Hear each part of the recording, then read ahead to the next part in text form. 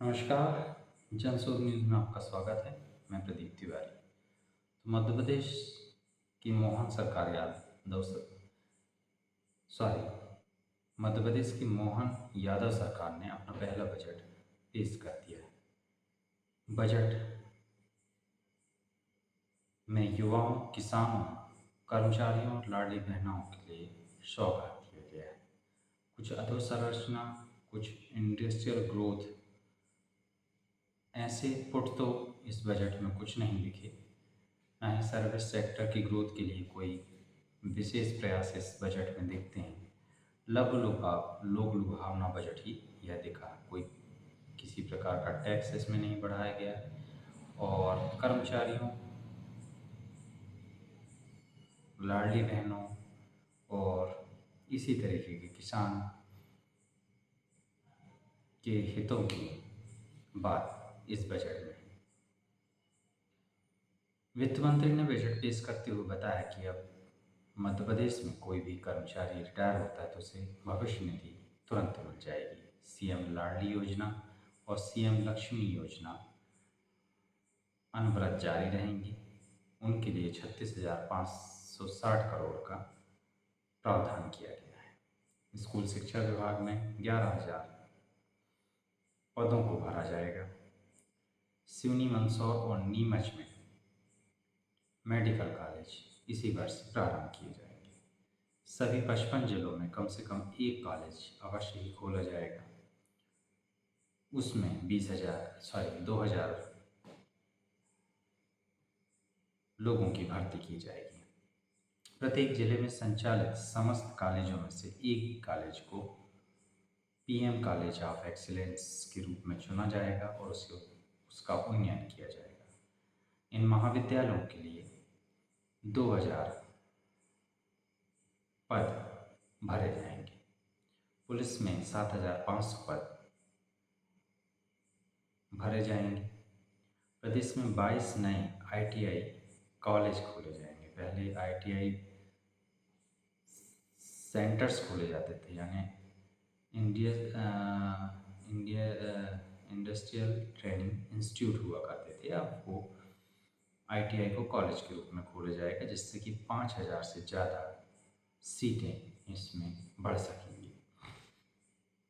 किसानों के लिए वर्ष 2025-26 तक 65 लाख हेक्टेयर और 2028-29 तक 1 करोड़ हेक्टेयर को संचित करने का लक्ष्य रखा गया है। पार्वती, काली सिंध और चंबल को लिंक करने की जो लिंक परियोजना है उसको अनुमति प्रदान कर दी गई है।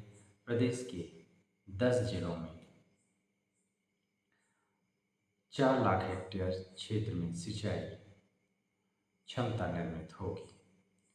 पेयजल भी इससे लोगों को मिलेगा। सिंचाई परियोजनाओं के लिए 13,596 करोड़ रुपए का बजट आवंटित किया गया है। डिंडौरी में अन्य अनुसंधान केंद्र स्थापित होगा। मिट्टी परीक्षण प्रयोगशाला के लिए 50 करोड़ रुपए का प्रावधान किया गया। उज्जैन में चना और ग्वालियर में सरसों पर अनुसंधान केंद्र खोला जाएगा, जिससे लोगों को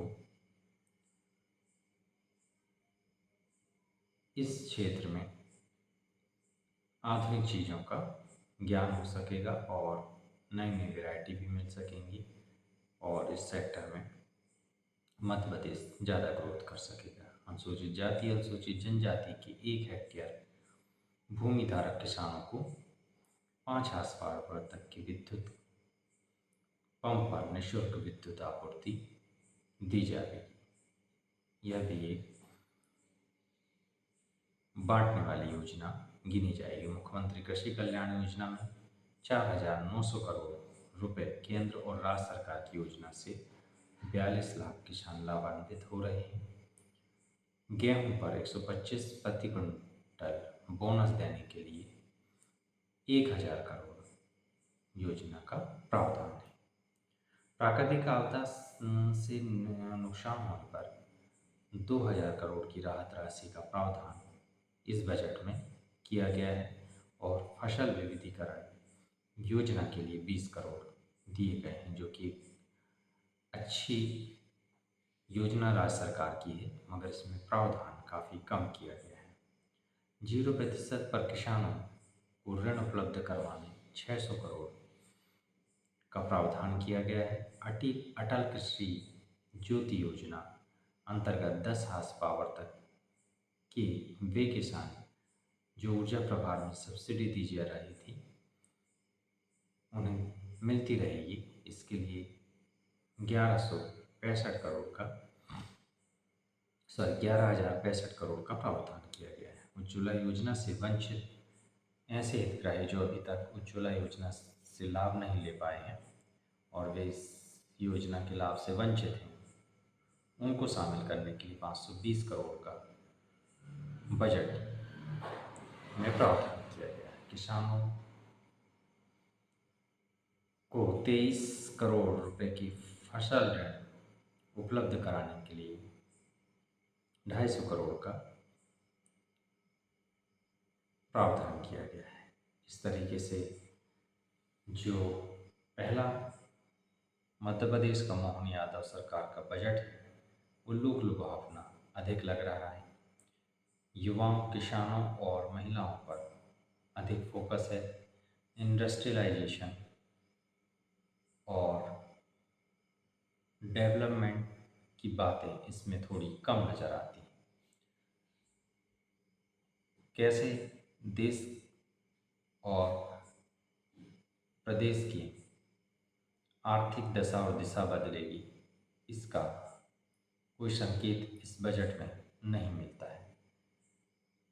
किस दिशा की ओर बढ़ना है, इसका स्पष्ट संकेत भी इसमें दिखाई नहीं देता है।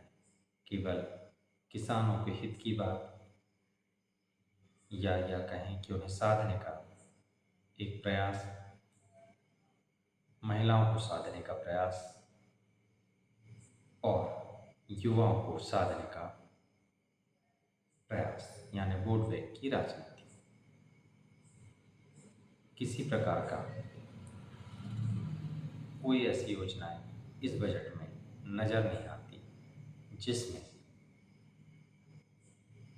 प्रदेश में औद्योगिकरण या क्लस्टर वाइज कृषि को डेवलपमेंट करने का कोई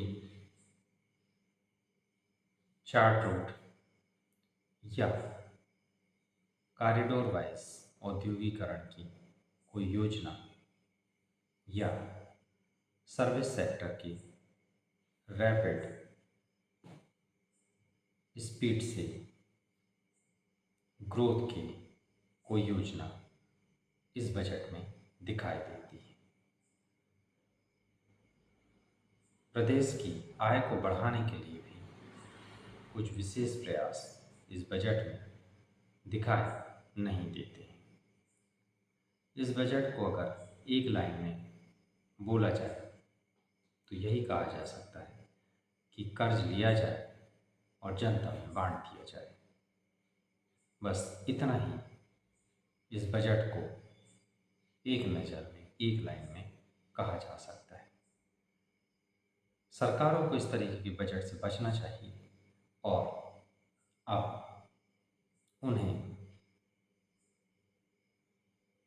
प्रदेश को अव्वल दर्जे में पहुंचाने के लिए कुछ विशेष और प्रभावी योजना लॉन्च करनी चाहिए।